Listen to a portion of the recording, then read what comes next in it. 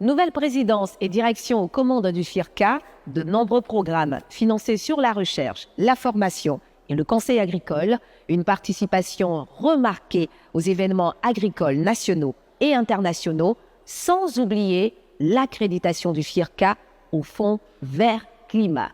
Voici pour vous une petite rétrospective de l'année 2024 dans le grand format.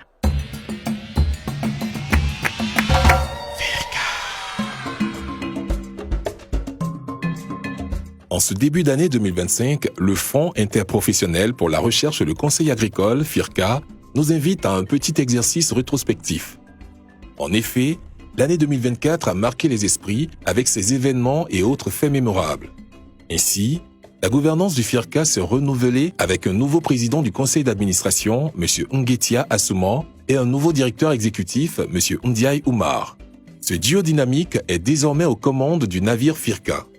En tant qu'acteur important du progrès en agriculture en Côte d'Ivoire, le FIRCA a financé divers programmes et projets de recherche et conseils agricoles, ainsi que des formations de renforcement des capacités et des études d'accompagnement. L'année écoulée a également vu l'accréditation du FIRCA au Fonds Vert Climat, le plus grand guichet climatique mondial, le positionnant comme un acteur vert majeur. Le FIRCA a aussi participé à des événements agricoles nationaux et internationaux, en l'occurrence le CIA, les JNCC, le CEPIC, le CELAB et les JDH. Notons également la visite de délégations étrangères, notamment les délégations thaïlandaises, guinéennes et bien d'autres, venues s'imprégner de l'expertise de l'institution financière. Certains acteurs des filières agricoles ont bien voulu nous dévoiler leur collaboration avec le FIRCA en 2024, ainsi que leurs différents enjeux et les défis auxquels ils devront faire face en cette année 2025 porteuse d'espoir.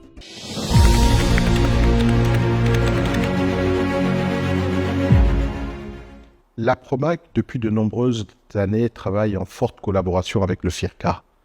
Au cours de cette année 2024, le chantier le plus important est l'encadrement des producteurs dans le cadre du suivi des itinéraires techniques agricoles. Le FIRCA, avec les revenus de la filière caoutchouc naturel, met sur le terrain un système d'encadrement qui permet d'encadrer, de suivre tout planteur qui veut planter du caoutchouc naturel, depuis la préparation des sols, en passant par le greffage et par la saignée. Et c'est quelque chose d'extrêmement important parce que c'est cet acte-là qui garantit aux producteurs les meilleurs revenus. Il faut aussi noter que cette année, nous avons eu la première édition des Journées du caoutchouc naturel en Côte d'Ivoire. Nous avons invité les sommités du caoutchouc naturel du monde entier qui sont venus de 18 pays. Ces journées ont été confiées au FIRCA, bien entendu en collaboration avec la PROMAC. Et ça a été une très grande réussite. Ça s'est passé au Palais des Congrès de l'Hôtel Ivoire et ça a été une grande réussite. En 2024, notre collaboration avec le FIRCA a consisté à continuer un projet que nous avons commencé depuis 2019. C'est le projet PMVS, production de matériel végétal sain, qui a consisté à produire 55 millions de boutures saines de manioc que nous avons permis de diffuser dans 18 régions en Côte d'Ivoire en nous appuyant sur 75 pépiniéristes que nous avons formés et installés. En 2024, l'activité principale, c'était une sorte d'activité de transition parce que nous tirons vers la fin de ce projet. Donc l'activité principale a consisté à mettre en place des parcelles de conservation des 6 variétés de manioc que nous avons introduites dans le cadre de ce projet-là. Nous travaillons depuis longtemps avec le FIRCA, en collaboration avec le FIRCA. Et de nombreux projets ont été élaborés pour la période 2024. Nous avons essentiellement eu droit à des formations, à des séminaires de mise à niveau, de formation dans le domaine de développement durable, dans le domaine aussi de l'acquisition des bonnes pratiques en matière agricole, telles que la rédaction du nouveau manuel du planteur. Mais je peux vous dire que concernant les différents projets, en 2024, sur 12 projets, 8 sont en cours d'exécution et ont atteint une exécution de 67%. 10 projets de recherche 70% ont été atteints. Et pour le conseil agricole, cela a été atteint à 100%. Nous sommes dans la dynamique de travailler avec le FICA à partir du moment que nous avons besoin de renforcement des capacités à notre niveau, que ce soit au niveau technique, au niveau humain ou au niveau financier. Mais c'est plus les renforcements en termes de capacité humaine et puis technique.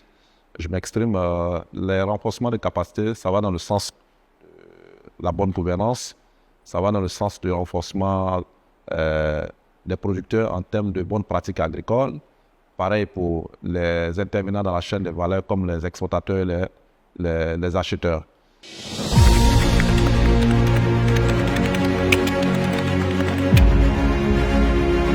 Nos vœux pour 2025, c'est que le FILCA continue à renforcer nos capacités, qu'il continue dans ce sens-là, mais aussi que l'État puisse donner au FILCA les moyens nécessaires pour accompagner. Parce que ce n'est pas la filière palmier à huile seulement que le FILCA conduit, on a toutes les autres organisations professionnelles agricoles que le FILCA conduit, même dans le domaine halieutique, dans le domaine de la pêche et tout ça, de l'élevage, le FILCA intervient. Donc que l'État, qui a mis cet outil important de développement à la disposition du pays, puisse donner les moyens au FILCA pour pouvoir nous accompagner.